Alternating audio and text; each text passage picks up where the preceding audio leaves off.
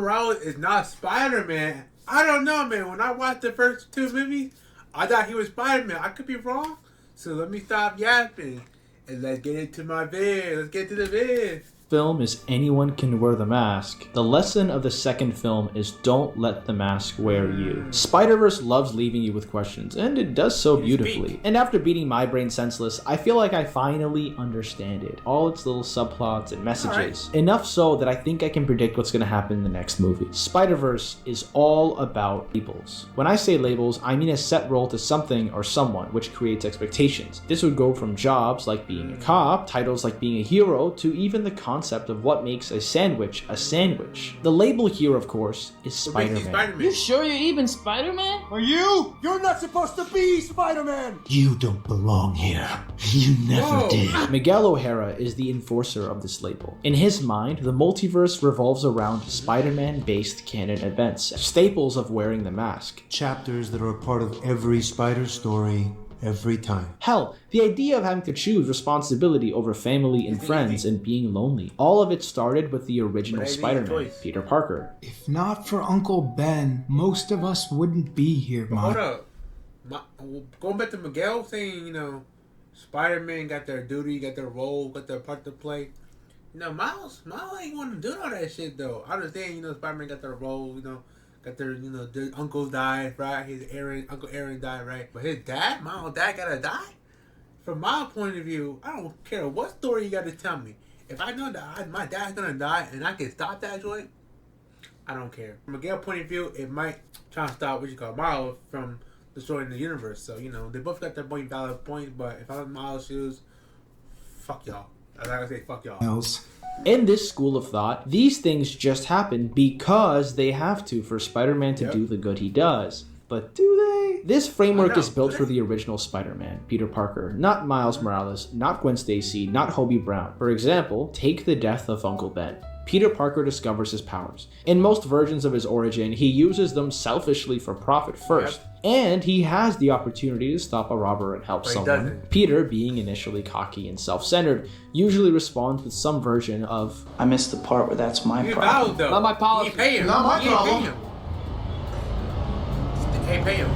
And that leads to Uncle Ben dying in a situation where Peter's selflessness would have saved him. But that isn't Miles' situation at all. For one, he promises to stop the Collider right after getting his powers, insisting on helping Peter be. And when he does have the Uncle Ben moment with Aaron, Aaron's words aren't "be responsible with these powers you have." He doesn't give Miles any sort of external mantra to carry because he knows Miles has always been well-intentioned and caring at his core. Which is why he says, "You're the best of all of us, man. You're on your way.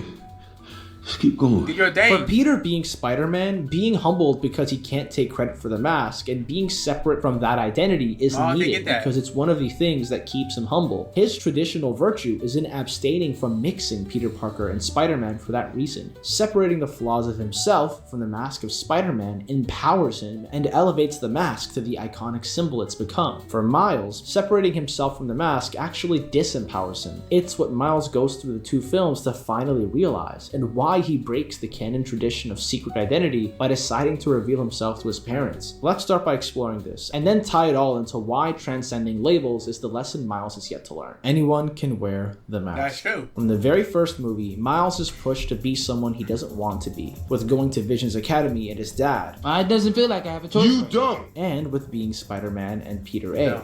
You're like me. I don't want to be. I don't think you have a choice, kiddo. One of the reasons Jeff is so forceful with Miles is because he's afraid that at his core, Miles might turn out bad. You want to end up like your uncle? What's with Uncle Aaron? He's a good guy. Jeff, while believing in Miles' inherent talents and power, fails to believe in his selfishness and sense of responsibility. Jeff makes the same mistake judging Miles as the Spider-Man framework.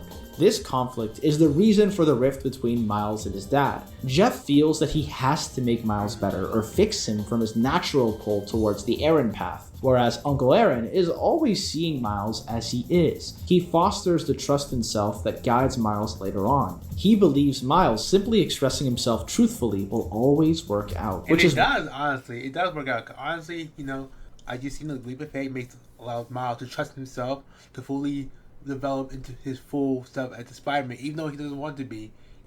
He's still learning lessons from Aaron that able to guide him to step into the role that he had to be Spider-Man. So he is supposed to be Spider-Man. I don't know wrong the title. The title says he's not Spider-Man, but then he might be a different path as Spider-Man. Yeah, his uncle died, but his uncle taught him a different lesson than Uncle Ben. So he's supposed to be Spider-Man in his own way. Yeah. Why he doesn't try to change him. This creates a safe haven for Miles every time he's overwhelmed. At the school he doesn't want to go to, and again when the Spider people don't believe in him, he goes straight to Aaron. This conflict of Jeff Spider-Man versus Aaron, the real Miles, is actually better captured as a conflict between science and art, or accountability and expression. Science, academia, and accountability is about correcting equations, making things make sense according to predetermined laws and rules. Art is about authentic expression. For an artist, expressing yourself truthfully through whatever medium you choose is key. Jeff forces Miles to cultivate his scientific intelligence at the gifted school. It's the trait Miles has in common with all the other Spider people. While it's definitely something Miles is strong in, it isn't who he is at his core. Miles is assigned the essay about himself after being caught trying to flunk out. At that moment, he has expectations, the essay to write, and expectations, the art piece to spray paint onto the wall. He chooses to go to Aaron, who gets him to do it. And what's at Aaron's place? A punching bag for martial arts, a record player, abstract crawler arts up on the wall, big ass speakers that blast right out onto the street. Aaron is Miles' art coach, but also his expression coach. When Miles is spray painting onto the wall, you can hear Aaron tell him, "Now you on your own, Miles. Make mistakes is part of you. Real Miles, no matter how you." So what did that make Miles like I said, his like academic, his fake self, I guess? I don't know. Because his true self is art, his not real self, or his Spider-Man self would be this smartness or academic. And he only steps in when Miles asks him to. At the end, he affirms Miles. "Miles, I see exactly what you're doing there." And then when Jeff comes up, we get this interesting scene. Then he took on the cop thing, and he's a good guy, which perfectly mirrors. What's wrong with Uncle Aaron? He's a good guy. We all make choices in life. Jeff and Aaron both view each other as just as lost. This to me confirms that their perspectives are competing. This duality will be even more important in the last two movies. It's so Miles, so like how strong I am now. I'm strong because of you. As I was getting to before, Miles' inner strength has always come from his family. In Spider-Verse 1, he's coached into becoming Spider-Man all along. When he fights Kingpin, he starts to lose the fight, and he's rejected as Spider-Man, which shakes his sense of self and creates this flicker in his invisibility. The real Spider-Man couldn't even beat me! Similar to the scene with Miguel and his glitching, Kingpin does the exact same move on Miles as the killing blow he does on Peter A. To me, this represents the death and ineffectiveness of the Spider-Man mask for Miles. Get up, Spider-Man! Get up! Come on! He hears his dad coaching him up onto his feet, and in that moment he says, "I'll always have my family." You ever hear the shoulder touch? And it's that same love for his family that charges his Venom Blast earlier when he's tied to the chair, hearing his dad tell him he loves him. Look, I know I don't always do what you need me to do or say what you need me to say, but I see this spark in you. It's amazing. It's why I push you, but it's yours. Whatever you choose to do with it, you'll be great. I love you. He doesn't tell Miles to do better or to be more or less of anything. Miles' dad finally sees him the way Aaron saw him. And to be seen is to be loved. He says he sees a spark in Miles, which ironically is what activates Miles' spark of electricity too. This defines to us what charges Miles up and gives him strength. The same thing as always. The love and vulnerability of his family. Don't let the mask wear you. Coming into Across the Spider-Verse, Miles has forgotten his strength. The idea that for Spider-Man, family and responsibility are supposed to be mutually exclusive to opposing cakes, the idea that Spider-Man's supposed to choose duty over family has distanced him from his mom and dad. We get the perfect example, the perfect cautionary tale of this with Gwen's dad. Hold on, so I'm not going to talk about Gwen, but so in the first movie is about Miles and his family and his dad, getting a connection, letting Miles' dad letting Miles be himself, right? Aaron, he lost his uncle Aaron, right, which is sad. His dad allowed Miles to be himself. Got a deeper bond with his dad, better connection, right? In the second movie, right, he tried to take that away. Miles ain't having that shit, especially if your dad too. Hell no. Hell no. Mask is my badge. Captain Stacy believes Spider-Woman killed his daughter's best friend. He relentlessly hunts her, and when he comes face to face with his supposed enemy, he's been stuck in his badge, his mask, so long he loses the core of everything. So out of touch with what matters, he puts a gun to his daughter. And to me, this perfectly parallels Miles coming face to face with a Prowler in the first movie. When Miles unmasks, Aaron does the same thing, and they both establish that their love for each other is more important than their masks. Gwen doesn't get the same relief here though, but in the time she's gone, her dad does come around. We find out in this pivotal scene what I think the trilogy is revolving around, that Captain Stacy chose to unmask, to shed his badge, because what really matters is his daughter, and in that moment, choosing his role or label over self was a betrayal of everything he cared about. In that moment of acceptance, Gwen has achieved both cakes. She gets to Spider-Woman with the knowledge that her dad knows, understands, and accepts her. Of course, this doesn't fully play out before she leaves, goes to see Miles, and when he's considering opening up to his family... I mean, my parents... maybe if I told them... Don't. Trust me on that. She, projecting her dad's awful response onto him, were given multiple clues throughout the movie that both is always possible. That the expectations that come with the label of Spider-Man are bullshit. Peter B is literally Spider-Maning with his wife's knowledge and his baby in his arms. For Miles though, family does more than enable him like the others. As I said, it empowers him. By the way, if you're enjoying the video, consider subbing. Love you guys. The fact that listening to the video made me deeper understand, bro, that even Miles and Gwen they're both confident, bro, right? Understand that, it's not just Miles and his dad or Miles and Miguel, bro. Him and Gwen, bro, but Gwen seeing that, hey, when I confessed that I was Spider-Man, my dad still put a gun in my face. So she's like, hey, Miles, so if Miles coming to her like, hey, so I'll come to my parents, but hey, I'm Spider-Man. She's like, no, don't do that, because like I had a bad experience, but you never know. Miles' dad also called yes, but I don't think he would draw a gun on Miles' face, because at that time, I feel like the dad was more family than his job. So I feel like Miles would be fine. His family would accept it. It'll be shocked like, oh, that's dangerous, but at the same time, it's like, oh, my son been saving the city the whole time, and he'd be good. He'd be good. But from Gwen's experience, I understand that bad experience, and you're trying to help Miles out, but at the same time, you never know. You never know. That's all I'm saying. Miles living by the standards of what he's supposed to do as Spider-Man is the reason why he's playing catch-up all the time. Because the Spot is already on top of this. He spends the first chunk of the film being called a villain of the week, and initially lives like one, attempting petty theft to get by. In accepting himself as he is and leaning into his holes, he transcends dimensions and labels at the same time. Instead of supposedly being a villain of the week, he becomes the biggest threat in the multiverse. A trans-dimensional super being. So? While Miles wins by realizing that his family is his strength, he still loses, being punished by the film for not having learned the lesson of labels. Now, who has known this lesson all along?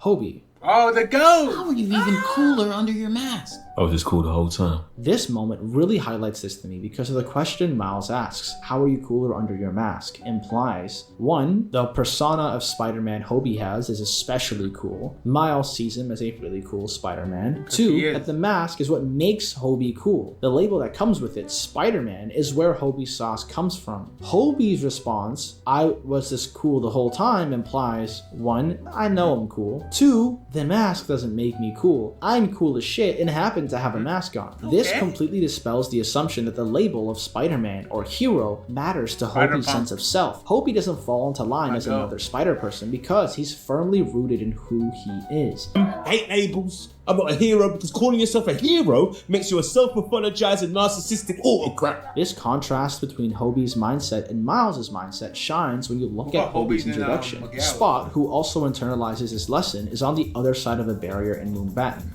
Miles is trying to break the barrier to stop him. Keep in mind, internally, Miles is still trying to measure up to the spider manliness he shows off to Gwen, and feels he needs to be included in the Spider Club. What's it gonna take for Miguel O'Hara to notice Miles Morales? He can turn invisible. There's just I have like electric powers. There aren't a lot of SWATs. Why are you lying? Ah, right. That's why he's thrown off when he finds out Pav, his junior, got invited before him. And for the past 6 months... 6? And even he got a watch? Yep. Miles is still trapped within the barrier of the Spider-Man identity. The black one, bro. Remember whereas black internally, Hobie just isn't. Hobie comes in and smashes right through for this reason. This issue is a part of Miles' triumph later. He broke through but he could. He's fighting off Miguel and the Spider Society. Miles finds out that the people he thought cared for him had neglected to tell him the truth. They had chosen their spider duties, their spider labels, over being open with him. I was trying so hard to wear this thing the way you would want. Which breaks his trust. I didn't know how to tell you. He doesn't tell his family, the first people to love him, that he's Spider-Man, because he also wouldn't know how. But now he sees how bullshit that reasoning was. Miles, it's for your own good. Who decides that? I'm not a kid, Gwen. How wrong the line really is. He belittles the Spider Society. I did lure hundreds of spider people away from your clubhouse. Here, Miles is realizing how his own need to belong. His allegiance to that label had blinded him from what really mattered. He then uses the two powers unique to him, the Venom Strike and Camouflage, to head back to his family. This is an amazing triumph. It feels like he's fully learned everything, but as we know, that can't be enough. There's still another film left. What could that lesson be? I was frying my brain trying to figure it out until I realized. No. Before he tell you what he really, I know what it's about. It's about label, bro. It's gonna go back to the label, bro. Are you gonna be Spider-Man? Your job, the mask, or your family? Who are gonna be Spider-Man? Like, you think I'm gonna send it for movie? This girl or these people? You gotta pick. Even though Tobey Maguire got both, you gotta pick which one you want. You never know. You never know. Earth 42 is perfect for Miles. What do you mean? Like, you gonna go stay there? Who's Spider-Man? This is a place where Spider-Man means nothing. A place where that label is yet to be defined. The label Miles uses to describe his Aaron is laughed at by Aaron 42. You be a good guy. A good guy. Remember when I said the duality of Jeff and Aaron will be more important later? The Miles we know was always caught in between the pressures to be something else, something better by his father, and the acceptance of self given to him by his uncle. Here, he's faced with a Miles that only has Aaron, that's been taught more than anything to accept himself, and it reflects. Just like Hobie's suit is decked out with his own self-expression, so is Miles 42's. He wears the Jordans, the spray-painted symbol, the braids. He even says his name with a better Spanish accent. I'm Miles Morales. How do you define yourself when faced with that? I think the point of all of this is to prove that Miles doesn't need to be Spider-Man or have a seat at someone else's table. Sure, Miles is Spider-Man, but as a character so well fleshed out in these movies, he doesn't need to be. Now, here's my prediction. I think this ending is all a fake out. Just like every new character intro in this film, you expect a douchebag in Hobie and you get the GOAT. You expect a hero in Miguel and get a douchebag. You expect a villain of the week in Spot and get the biggest multiversal threat yet. And now we get Miles 42. And again, we're expected to see a threat, something that goes against everything Spider-Man is supposed to be. But I think the final movie is going to spell out what it's been telling us along. Miles was always good. Jeff didn't need to fear that Miles might be bad at heart, but believe in him the way Aaron did. Miles 42 won't be evil. He's going to be complex, yeah, but he will have the good things Miles thought he received with the spider bite. This new Ultra Miles will prove that even if anyone, you included, can wear the mask, you don't need it to be great. You just need to be you. The mask is just there, just a filter, bro. But at the end of the fucking day, bro, end of the fucking day, y'all can still be you. Y'all can still perform. Y'all can still be you. Just put the mask on, regardless of the mask on or off. You still you. You try to don't try to be nobody else, bro. Don't be fake you. Don't be variant, bro. Don't be multiverse you, bro. Just be you, bro. And lock the fuck in, bro. That's all I gotta say. If y'all like the video and y'all like Spider-Man, y'all like content, y'all like reaction, y'all think the video funny, don't forget to like, comment, share, and check out my other videos. And I'm gonna see y'all in the next video. Peace.